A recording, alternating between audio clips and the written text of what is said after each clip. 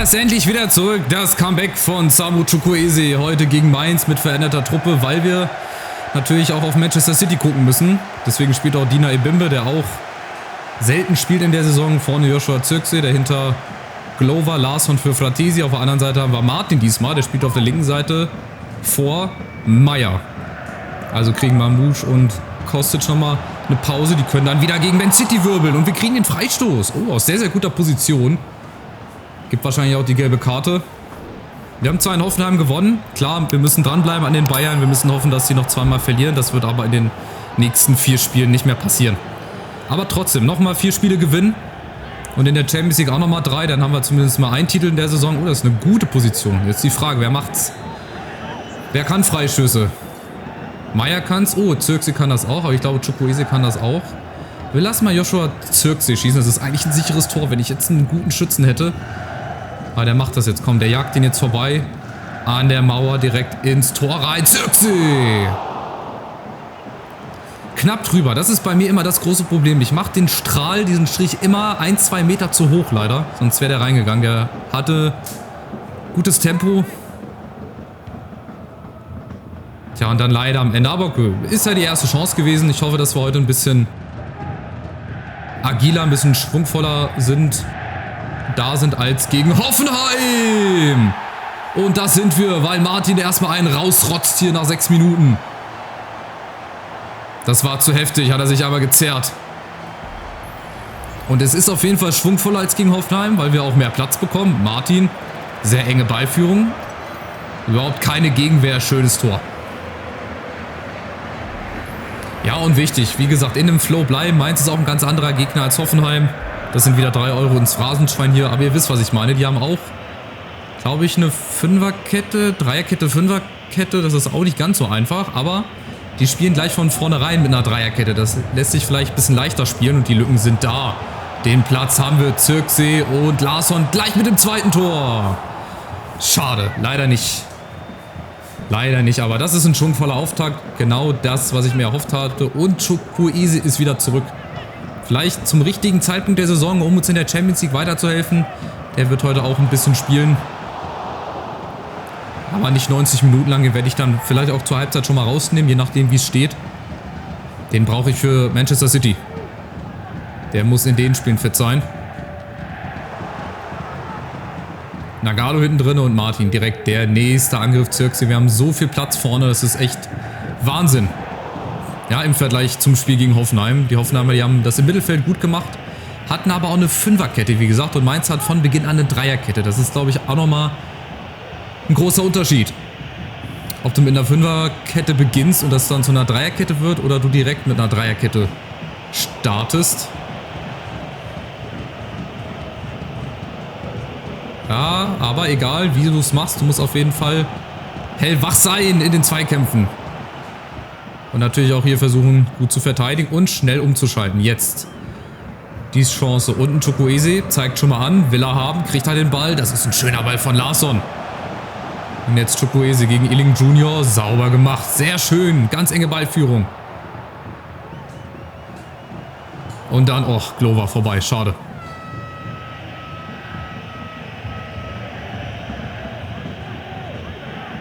Und weiter draufbleiben. Larsson ist da, der gewinnt so viele Zweikämpfe, wirklich herausragend, überragend, wirklich. Ball nach außen jetzt, Martin, Chukwueze lauert in der Mitte, da ist er, nächste Chance, Chukwueze. Und Matthäus. Im Tor, nächster Ballgewinn, also das ist schon mal viel, viel besser als gegen Hoffenheim. Schlechter ging es auch nicht, auch wenn wir das gewonnen haben. Die Art und Weise war aber nicht so gut. Die gefällt mir heute wesentlich besser. Martin, da war vielleicht eine Hand dabei. Chukwueze! Auf den Spuren von Gift Orban. Schöne Flanke, schöner Seitfallzieher und dann, ja, fehlen doch 2-3 Meter. Aber warum nicht? Hätte auch reingehen können. Und genauso Momente brauchen wir dann auch gegen Man City. Einfach mal was Überraschendes. Einfach mal was machen, womit der Gegner nicht rechnet. Akanji, Martin, das ist auch ein Witz, dass es hier nur 1-0 steht, aber Chancenverwertung. Das hat uns gegen Gladbach wahrscheinlich die Meisterschaft gekostet und das wird uns auch gegen City, wenn wir das so spielen, das Finale am Ende vielleicht kosten. Achtung, nächste Chance. Matthäus kann ihn nicht festhalten und geklärt. Nagalo heute hinten mit Akanji. Und der nächste Angriff hier. Das geht im 4-5-Minuten-Takt. Das erinnert mich an das Auswärtsspiel in Köln, wo wir auch viel Platz hatten. Viele Chancen, aber halt auch zur Pause nur 1-0 geführt haben. Richtig schön. Zirkzee mit dem Außenriss. Es geht wie im Training. Locker, leicht. Wir haben natürlich auch den Platz und der Gegner, der verteidigt halt auch schlecht. Und bietet auch gar keine Gegenwehr. Von daher funktioniert das auch so gut. Jetzt mal ein Eckball, wo nicht der Kleinste rankommt.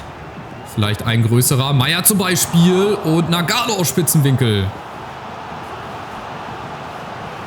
Das ist ja krass hier. Eine Chance jagt die andere hier. Mainz kommt gar nicht zum Atmen. Das ist aber auch gut so. Akanji. Matthäus wieder.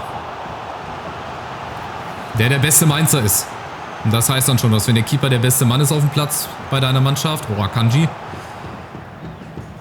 Und Ebimbe. Zack, der hat monatelang überhaupt nicht gespielt. Reiht sich aber heute hier ein. Und Matthäus, ich weiß nicht, was er vorhat. Irgendwie ein Wettbewerb, die schönste Parade.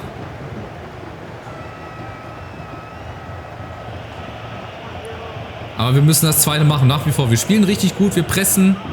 Wir haben so viele Chancen, wir spielen überragend, aber wir führen nur 1-0. Das ist das große Manko. Leider, leider bislang.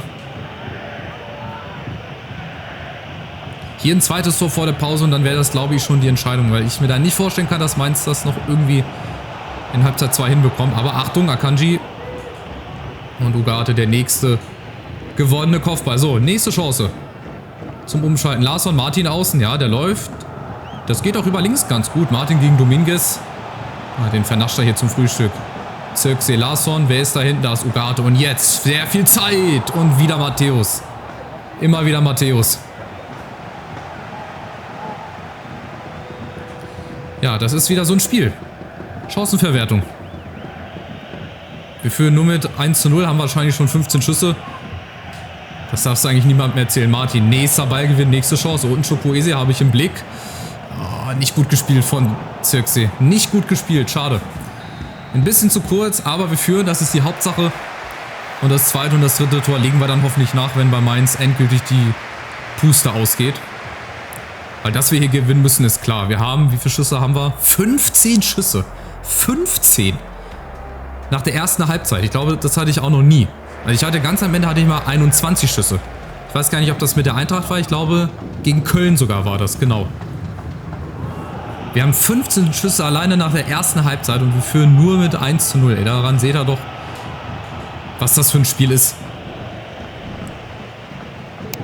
Und der nächste Angriff folgt zugleich. Jetzt aber das zweite Ding. Ebimbe nimmt Glover mit. Oh, Zirkzee. Habe ich mich verdrückt. Aber Martin. Gleich mit dem nächsten Schuss.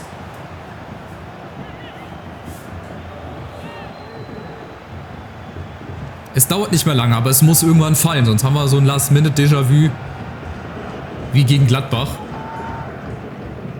Akanji, nächstes gewonnene Duell. Vorne Zirkzee ganz alleine, bindet da 3 Mann. Ja gut, dann bekommt er den Ball auch. Zirkzee, schön gemacht. Glover. Allein gegen alle, nimmt Ebimbe mit. Hinten Zirkzee. Wenn er mal einlaufen würde. Oder wieder Glover. Schön gemacht. Und wieder Matthäus. Es ist lästig heute. Es ist quasi Eintracht Frankfurt gegen Matthäus. Das ist jetzt schon der 17. Schuss gewesen. Und die Chancen müssen wir gegen Man City, wo ich jetzt das Spiel gerade oben sehe, wenn wir nur die Hälfte der Chancen nutzen würden, dann würden wir gegen City auch das Finale schon im Hinspiel klar machen. Aber Achtung, Mainz kommt und keine City. Das ist dann die große Gefahr, wie immer. Wenn ihr den Gegner dann einmal gefährlich vor dein Tor lässt, dann machen die den Ausgleich. Ey, Postwenden jetzt. Achtung, unten, wenn Ebimbe den hinkriegt. Oh, schöner Ball. Aber zu riskant. Viel zu riskant, aber Meier ist da, holt ihn sich. Das läuft überragend. Vorne Zirkzee läuft auch immer wieder zu und dann kriegt er diesen Ball nicht. Ey, Wahnsinn. Nächste Aktion. Zack, Larsson. Das ist ganz easy. Also das ist wirklich wie im Training. Mainz zeigt überhaupt gar keine Gegenwehr. Rollen den roten Teppich aus. Wir müssen ihn halt nur auch standesgemäß überqueren mit einem zweiten Tor. Jetzt vielleicht Larsson, nächste Chance, wieder geblockt. Es ist einfach lästig, wirklich. Nächster Ballgewinn. Eines der dominantesten Spiele in der Rückrunde und in der gesamten Saison ist ja Wahnsinn. Die wissen gar nicht, wo sie hin sollen. Schaut euch das an. Wie große Lücken. Welch große Lücken. Larsson springt dem Gegner einfach mal in den Rücken rein. Ah, ich wollte ja auch Chukwueze auswechseln. Ja, eigentlich nicht, aber ich muss ihn schon. Aber wir haben ja noch ein bisschen Qualität auf der Bank. Das geht ja nicht verloren. Vorne vielleicht nochmal Boniface. Vielleicht sagt der nochmal fürs zweite Ding. Ein Nkunku für Meier. Ja, Geschwindigkeit für die Verteidigung brauchen wir auch. Er ist aufgepasst. Christoph kommt, Richter. Achtung, ist immer ein Frankfurt-Schreck. Der trifft immer gerne gegen die Eintracht. Auch schon bei Hertha damals. Aber heute nicht. Heute trifft nur einer und das sind hoffentlich wir nochmal. Glova Zirkzee. Jetzt aber hopp, Junge. 2-0. Du kannst sie sogar nochmal vorlegen. Zirkzee! Na endlich! Es geht doch. 2-0. Verdient schon gar keinen Ausdruck mehr. 69. Minute. Der Tiger fährt seine Krallen aus hier. Den Ball, den kann er sich nochmal hochlegen. Dafür war Zeit genug. Und dann macht er den natürlich rein mit dem 18., 19. Schuss. Keine Ahnung. Längst überfällig. Und die Fans sind da. Das gibt auch nochmal einen positiven Vibe in Richtung Manchester City. Und da ist jetzt natürlich alles möglich. Aber das wird auch wieder ein ganz, ganz anderes Spiel. Die werden ganz anders mithalten. Würde ich sagen... Stand jetzt. Mal gucken. Boniface. Vielleicht wird es ja auch ganz anders und Man City wird sich so wie Mainz präsentieren. Hätte ich nichts gegen.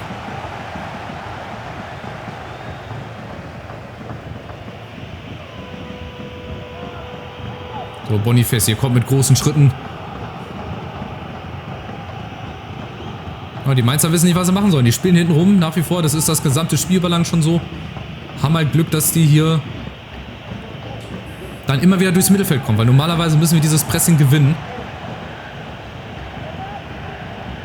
Jetzt sind sie mal vorne. Achtung, Nagalo. Muss stehen. Hat er. Nkunku. Ja, auch geklärt. Das ist nix. Damit wirst du unsere Abwehr heute nicht überwinden können. So, nächste Chance. Schnell umzuschalten. Martin, Boniface. Ja, und jetzt kommt die Entscheidung. Das dritte Tor vor Bayern Matthäus. Oder auch nicht. Also der kriegt heute eine Gehaltserhöhung, Matthäus, auf jeden Fall. Wenn nicht, würde ich ihm das aus eigener Portokasse zahlen, was der hier heute alles schon gehalten hat. Nächster Kopfball. Wahrscheinlich Torschuss Nummer 23 oder so. Haraldsson, schade. Da wäre Matthäus aber wahrscheinlich rangekommen. So, also unterm Strich, wir bleiben dran an den Bayern. Klar, die werden auch wieder ihr Spiel gewonnen haben. Vielleicht auch nicht, vielleicht haben wir ja das Glück. Und wenn nicht, dann haben wir zumindest unsere Hausaufgaben gemacht. Das, was in unserer Macht liegt, haben wir gemacht. Das müssen wir jetzt noch die restlichen Bundesliga-Spiele so machen. Und dann gucken wir, für was es dann am Ende gereicht hat. Ugarte, nächste Chance! Und nächstes Tor. 3-0. Ist immer noch 2-3 Tore zu niedrig, aber standesgemäß jetzt. 3-0. Wie gesagt, gar keine Gegenwehr. Die Mainzer, die stehen, ich weiß gar nicht, wie die stehen. Auf jeden Fall total schlecht.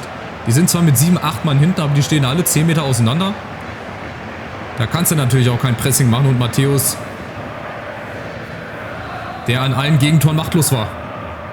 Und der mit heute die ärmste Sau war bei Mainz. Jetzt geht's so dahin. Schade, wenn das Spiel jetzt noch eine halbe Stunde gehen würde, würden wir wahrscheinlich noch 3, 4 Tore machen. Glova, aber hier mit dem 4. Tor. Jetzt läuft's. Wie aus einem Guss. Den Knoten, den hätten wir schon mal in der ersten Halbzeit platzen lassen müssen. Da hätten wir schon 2, 3 Tore schießen müssen. Dann wäre das hier heute vielleicht zweistellig sogar ausgegangen. Aber ihr seht, wie leicht das geht. Zack, zack. Easy peasy. Und gegen Hoffenheim tun wir uns so schwer. Das ist halt nicht zu erklären. Das ist Fußball. Und das ist halt auch EAFC. So, also machen wir einen Haken hinter. Wahrscheinlich mit fast 30 Schüssen schießen wir Mainz hier noch mit 3 Toren zu wenig aus dem Stadion. 4-0. Also wie gesagt, da war überhaupt gar keine Gegenwehr. Wir haben ja noch 4 Minuten. Mal gucken. Wenn uns die Mainzer jetzt schon mal spielen lassen, dann wollen wir natürlich auch noch ein Tor nachlegen. Haraldsson! Das ist auch so typisch. Jetzt läuft's. Jetzt geht auch alles rein. Jetzt wird es also doch noch in der Höhe erwartbar. 5-0, aber wir werden am Ende trotzdem vielleicht knapp an die 30 Torschüsse haben. Aber gut, da hätte ich auch gegen mich selber heute spielen können. Da hätte ich wahrscheinlich auch 2-0 gewonnen. Ja, aber es kommt leider zu spät. Sowas hätte ich mal gegen Gladbach gebraucht. Und gegen den BVB hätte ich so ein knappes Spiel wie in Hoffenheim gerne genommen. Naja, sei es drum, machen wir einen Haken hinter. Mal gucken, ob es beim 5-0 bleibt. Ich vermute ja, dass hier noch ein 6. Tor oben drauf kommt. Und zwar von, oh schade, Boniface. Oder vielleicht von Glover. Also, um Gottes Willen, was machen die denn? Wie defensiv stehen die denn? Also wirklich, das tut schon weh. Ich stelle mich ja auch manchmal blöd beim Verteidigen an, aber so wie die stehen, das war heute wirklich eine Machtdemonstration in 3 Klassenunterschied. 5-0 ist völlig okay. Wir hätten sogar 6-7, 8-0 hätten wir gewinnen müssen. Aber gut, das bringt am Ende alles nichts. Wir haben am Ende die meisten Tore geschossen, wahrscheinlich das beste Torverhältnis und werden am Ende halt wahrscheinlich besser Vizemeister. Und am Ende waren es 25 Schüsse, also habe ich mich um 5 Schüsse verrechnet, aber trotzdem 25 Schüsse. Schön, dass wir auch mal wieder so ein Spiel hatten. So kann man mit gutem Gewissen reingehen ins Spiel gegen Manchester City. Ja, Transferangebot für Larsen. Hinter Mailand, da kann er nach Italien gehen, aber das lehne ich natürlich jetzt erstmal ab. Das würde ich dann in der Saisonpause machen. Bleibe auf dem Teppich. Danke, dass er endlich wieder spielen durfte. Ich habe mich bereit gefühlt und es war ja auch die richtige Entscheidung, oder? Immer noch mal dieses Nachtreten, dieser kleine, aber feine Unterton. War doch gut, dass ich gespielt habe, oder? Wäre es nicht gut gewesen, wenn du nicht gespielt hättest, oder? Ist dann halt die Frage im umgekehrten Sinne. So, jetzt die Bayern, Hoffnung. Nee, die werden nicht mehr verlieren. Nächstes Spiel, auch wenn es knapp war gegen die Hertha. 4-3. Wo ist denn Hertha? Vorletzter. Ihr seht, was da alles möglich ist. Jetzt haben die Bayern noch Union, Gladbach und Köln. Das wird wahrscheinlich nichts mehr werden. Ne, 6 Punkte. Wir müssen jetzt beide Spiele verlieren. Wir sind auf jeden Fall sicherer Vizemeister noch nicht, aber wir sind's. Die Dortmunder werden uns nicht mehr überholen. Das schaffen sie nicht mehr. Also wir sind auf jeden Fall Zweiter. Wir schießen am Ende wahrscheinlich über 100 Tore und werden halt Vizemeister. Ist schon einer abgestiegen. Mal gucken. Ja, Paderborn. Die können es jetzt nicht mehr auf dem 15. Platz schaffen, aber die sind, glaube ich, abgestiegen. Hertha, Hannover streiten sich, glaube ich, um den Relegationsplatz. Die Kölner haben sich, glaube ich, auch gerettet. Was ist eigentlich das Pokalfinale? Union gegen Leipzig. Wo sind wir nochmal ausgeschieden? Was? Viktoria Köln. Ach, guck mal an, ey. Sind die bis ins Halbfinale vorgedrungen? Wen haben die denn alles ausgeschaltet? Werder Bremen. Die haben bei Bremen gewonnen. SV Elversberg ist bis ins Viertelfinale. Was war das denn für ein DFB-Pokal? Ach, genau. Das war das wilde Elfmeterschießen gegen Wolfsburg. Wen hat Viktoria Köln? Die haben gegen Leverkusen gewonnen. Wen haben die hier geschlagen? Hier haben sie in Braunschweig gewonnen und die haben sie sich wahrscheinlich auch noch qualifizieren müssen. Nö. Oder? Wo sind sie? Sind sie hier irgendwo? Nee. Ach doch, da waren sie. Gegen Kiel im Elfmeterschießen. Da sind die bis ins Halbfinale vor und das Finale Union gegen Leipzig. Auch ganz, ganz wild. So, jetzt voller Fokus aufs Spiel gegen Manchester City. Da werden wir wahrscheinlich hoffentlich mit der besten Truppe reingehen können. Ich habe ja durchgetauscht. Ich habe ja Chukwueze zum Beispiel auch nur 65 Minuten spielen lassen. Den müsste ich jetzt eigentlich wieder reintun, ne? Ich müsste... Oh, wo tue ich den denn jetzt rein, ey? Ich will mit Glover spielen und auch mit Martin, aber ich muss eigentlich mit Chukwueze spielen. Martin in die Mitte, Glover dafür wieder raus, auch wenn es mir weh tut. Aber ich glaube, ich muss das so machen. Ich muss das so machen, dann kommt Chukwueze wieder rein. Aber Glover ist die Option, die Wechseloption Nummer 1. Da lasse ich gar nichts drauf kommen. Und dann gucken wir mal, wie es gegen City läuft. Ich hoffe, ihr seid mit dabei. Lasst wie immer gerne einen Daumen nach oben da, ein kostenloses Abo, wenn es euch gefallen hat und ihr gerne meine anderen Videos nicht verpassen wollt. Macht's gut, bleibt gesund. Ciao, ciao.